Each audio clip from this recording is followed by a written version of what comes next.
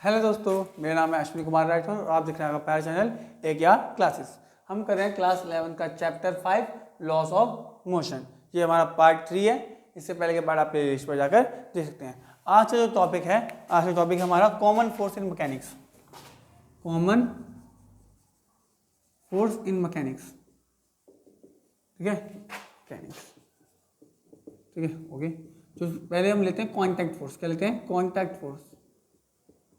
अब जो contact force मतलब क्या हो गया? जो फिजिकली टच हो, फिजिकली और फोर्स लगा रहे हो, फिजिकली लगा रहे हो मतलब एक बॉडी दूसरी बॉडी से टच हो, ठीक है, चाहे फिजिकली टच हो और वहाँ पे फोर्स लग रहे हैं, तो हमारे चार कॉन्टैक्ट फोर्स आते हैं, चार कॉन्टैक्ट फोर्स आते हैं। सबसे पहले आता है फ्रिक्शन, ठीक है, आपने बचपन से पढ़ा है। सेकेंड आता है नॉर्मल। थर्ड आता है टेंशन। और पढ़ाई वाली टेंशन नहीं भाई, यहाँ जिंदगी टेंशन, टेंशन की तरह फोर्स होता है। फोर्थ आता है स्प्रिंग, आता है स्प्रिंग। First friction. अब फ्रिक्शन फोर्स क्या होता है? आपको पता है कि जो बॉडी हमें चलने में हेल्प करती है, फिर कुछ भी बॉडी चल रही है तो उसको रेजिस्ट करती है, अपोज करती है। फ्रिक्शन में अपोज करता है, कोई बॉडी चल रही है तो उसे अपोज कर रही है। फ्रिक्शन फोर्स आपको पता है जनरली ये हमारा क्या होता है? पैरेलली। क्या होता है? पैरेलली। नॉर्मल फोर्स लगता है perpendicular to the surface, perpendicular to surface मतलब अगर एक ऑब्जेक्ट है, ठीक है, तो ये ऊपर की तरफ क्या लगाता है? Normal force. क्या लगाता है? और वो स्टेबल रखा हुआ भी है, नीचे mg लगा रहा है, ऊपर लगा रहा है नॉर्मल फोर्स, इसके परपेंडिकुलर, तो नॉर्मल फोर्स। टेंशन, टेंशन जो होता है, टेंशन फोर्स लगती है हमारी स्प्रिंग मतलब सॉरी रोप में, रस्सी में। किसमें लगती है? रस्सी में। पुलिस वाले क्वेश्चन करेंगे तब उसमें पता लगेगा कि जब भी रस्सी है, ये रस्सी है, ठीक है, तो एक बॉक्स लटका हुआ है, बॉक्स लटका हुआ है। अब इसका बॉक्स का कुछ वेट होगा जो mg नीचे लगाएगा। अब ये भी रस्सी ऊपर की तरफ फोर्स लगाएगी तो ये टेंशन क्या होगी? टेंशन। इसको अपोज करने के लिए मतलब उसको स्टेबल करने के लिए टेंशन ऊपर लगाएगी और ये mg, ठीक है, mg नीचे लगा रहा है, टेंशन ऊपर लगा रहा है। स्प्रिंग फोर्स, जब स्प्रिंग को हम दबाते हैं या फिर कंप्रेस करते हैं या फिर एक्सपेंड करते हैं तो वहाँ भी एक फोर्स लगता है, तो उसे कहते हैं स्प्रिंग फोर्स। क्या लगते हैं? Spring force. अगर दबाएं तो स्प्रिंग अपने आप बाहर खुलने की कोशिश करती है, तो लगा दिया स्प्रिंग फोर्स। अब सबसे पहले हम पढ़ेंगे फ्रिक्शन फोर्स के types of friction, type of friction. सबसे पहले जो आता है हमारा static friction, static friction. Second आता है हमारा काइनेटिक फ्रिक्शन।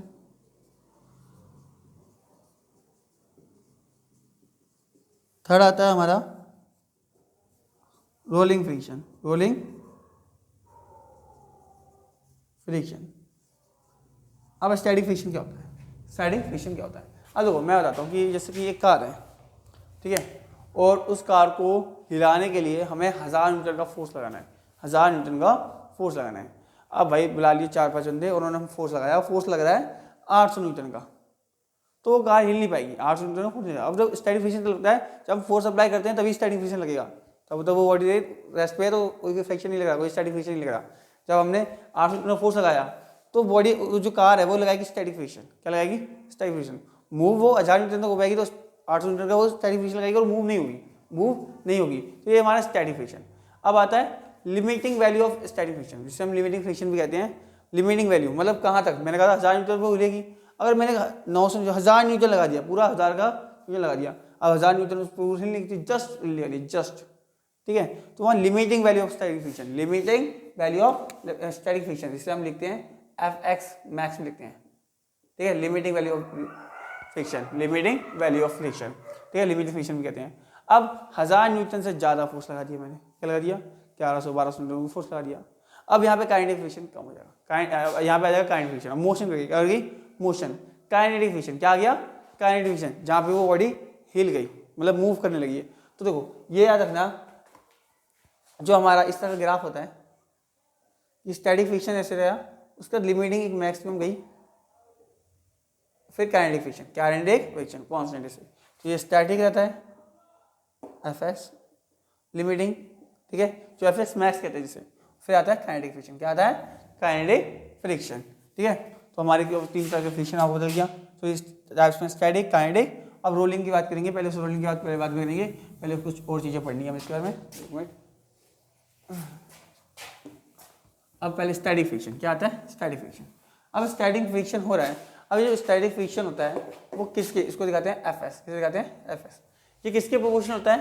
ये प्रोपोर्शनल होता है नॉर्मल फोर्स के। किसके होता है? नॉर्मल फोर्स के प्रोपोर्शनल होता है। अगर मैं इसको हटा दूंगा प्रोपोर्शनल तो आता है न्यू एस। न्यू एस क्या होता है? Coefficient of static friction, coefficient of static friction.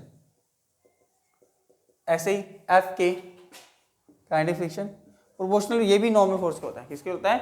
Normal force के। अगर इसका प्रोपोर्शनल स्टैंडर्ड जाएंगे तो आता है न्यू के। न्यू के क्या है हमारा? Coefficient of kinetic friction, kinetic friction, kinetic friction. ठीक है, अब देखो हमारा एक कंक्लूजन निकलता है कि जो हमारा न्यू के होता है वो न्यू एस से कम होता है, न्यू एस से कम होता है। और अगर न्यू के न्यू एस से कम है तो हमने देखा कि एफ एस की वैल्यू में क्या है? यू एस एन, और एफ के क्या है? यू के एन। तो इसका मतलब क्या हो गया कि एफ के जो होता है फ्रिक्शन वो एफ एस से कम होता है। ऐसा क्यों?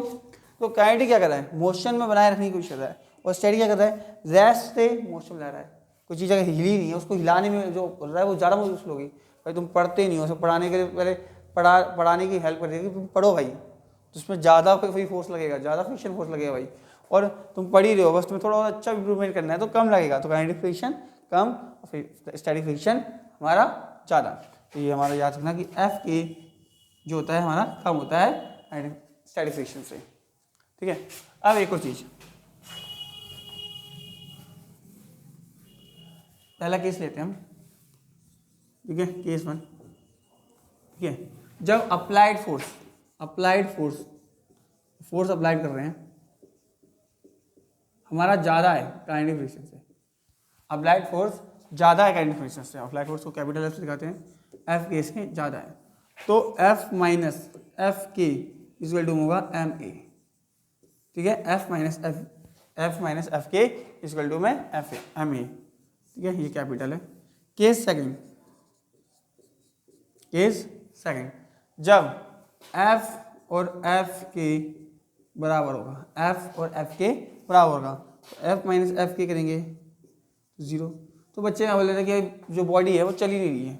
नहीं, अगर एफ के है तो इसका मतलब वो मूविंग में है। किसमें है? मूविंग में है। पर यहाँ पे एफ 0 आ रहा है, उसका मतलब है कि एम ए मेरा 0 है, मतलब एक्सेलरेशन 0 है। एक्सेलरेशन 0 मतलब कांस्टेंट, या फिर sorry uniform velocity, uniform velocity से चल रही है, यूनिफॉर्म वेलोसिटी से, यूनिफॉर्म मोशन हो रहा है,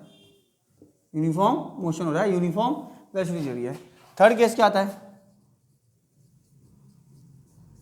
जब हमारा अप्लाइड फोर्स 0 होता है। क्या होता है? 0, अप्लाइड फोर्स 0। अगर अप्लाइड फोर्स 0 है तो एफ माइनस एफ के करूँगा मैं, तो एफ 0 तो क्या आ जाएगा? माइनस एफ ही आ जाएगा। मतलब बॉडी से अपोज करेगी वही, मतलब बॉडी मूव ही नहीं करेगी, यहाँ पे बॉडी मूव नहीं करेगी, नॉट मूव, अरे नहीं हिलेगी। ठीक है, अप्लाइड फोर्स ही नहीं है, बॉडी हिलेगी नहीं, काइनेटिक फ्रिक्शन वही बन जाएगा स्टैटिक फ्रिक्शन। तो यहाँ पर कोई हमारी बॉडी मूव नहीं करेगी। ठीक है, ये चीज़ हो गई। अब इसके बाद आते हैं हम किस में? Rolling friction. किस पे आते हैं? Rolling friction. Okay, rolling friction भैया, रोलिंग फ्रिक्शन। ओके, अब रोलिंग फ्रिक्शन भी ज़्यादा डिफरेंस नहीं है। अब रोलिंग का पता ही लग रहा है कि यहाँ पे क्या हो रही है? रोल घूम रहा है भाई, घूम रहा है। ठीक है, अब रोलिंग फ्रिक्शन, आज मार्कर ले रहा हूँ। ठीक है, मार्कर, इसको मार्कर को मैं इधर ऐसे रख रहा हूँ, तो ये रोल हो रही है। क्या हो रही है? देखो जैसे रोल हो रही है, ऐसे रोल हो रहा है, तो रोल हो रही है तो ये क्या हो रहा है? अब देखो स्टैटिक फ्रिक्शन में, काइनेटिक फ्रिक्शन में क्या होता है कि एक पॉइंट ऑफ कॉन्टैक्ट, जो पॉइंट नीचे कॉन्टैक्ट है वो पॉइंट से उसी में मूव कर रहा है। मगर रोलिंग फ्रिक्शन में क्या हो रहा है कि पॉइंट ऑफ कॉन्टैक्ट बदल रहा है, पहले ये था, फिर ये था, फिर ये था, बदलता जा रहा है। यहाँ point of contact keep changing, मतलब चेंज हो रहा है, वहाँ पे क्या होता है? Rolling friction. क्या होता है? Rolling friction. अब वही बात है कि रोलिंग फ्रिक्शन है, ठीक है, तो ये जो रोलिंग फ्रिक्शन होता है वो भी डायरेक्ट प्रोपोर्शनल होता है नॉर्मल के। इसके होता है नॉर्मल डायरेक्शन के। अगर यहाँ अगर प्रोपोर्शनल साइन बताते हैं तो हमारा आता है न्यू आर एन, और न्यू आर क्या होगा? हमारा न्यू आर होगा कोएफिशिएंट ऑफ रोलिंग फ्रिक्शन। अब देखो इसमें रिलेशन देखा जाए तो एफ आर हमारा एफ के से कम होता है, और फिर एफ एस, ये रिलेशन आते हैं। ठीक है, अब देखो हमने ये भी सुना होगा कि फ्रिक्शन हमारे लिए अच्छा होता है, बुरा होता है। सुना है भाई, दोनों चीज़ होती हैं। फ्रिक्शन में चलने में भी हेल्प करता है, ठीक है, तो ये मेरे लिए हमारा अच्छा है। और मशीनों में फ्रिक्शन यूज़ होती है, उस वजह से बहुत फ्रिक्शन लगती है, तो बहुत ज़्यादा हीट आवाज़ निकलती है, तो उधर बुरा भी है, ठीक है। और उनको मशीन जब फ्रिक्शन कम करने के लिए हम क्या लगाते हैं कि अगर हमारे दरवाजे में थोड़ी आवाज़ आ रही है और बहुत ज़्यादा फ्रिक्शन होने लग रहा है, उसकी वजह से आवाज़ आ रही है, तो हम थोड़ा तेल लगा देते हैं या फिर ग्रीस लगा देते हैं, बहुत सी चीज़ें रहते हैं, इसे कहते हैं लुब्रिकेंट। क्या कहते हैं? लुब्रिकेंट। आपने देखा होगा बाइकों में ग्रीस लगाई जाती है ताकि उसका फ्रिक्शन कम हो और बाइक आराम से चल पाए। ऐसे मशीनों में भी तेल डाला जाता है, फ्रिक्शन कम हो, फिर आराम से मशीन ज़्यादा चल पाए, आवाज़ कम करे। फ्रिक्शन को कम भी किया जाता है लुब्रिकेंट से, मेथड से। फ्रिक्शन हमारे लिए अच्छा भी है और बुरा भी है। अगर आपको ये वीडियो अच्छी लग रही है तो मेरे वीडियो को लाइक कीजिए एंड मेरे चैनल को सब्सक्राइब कीजिए।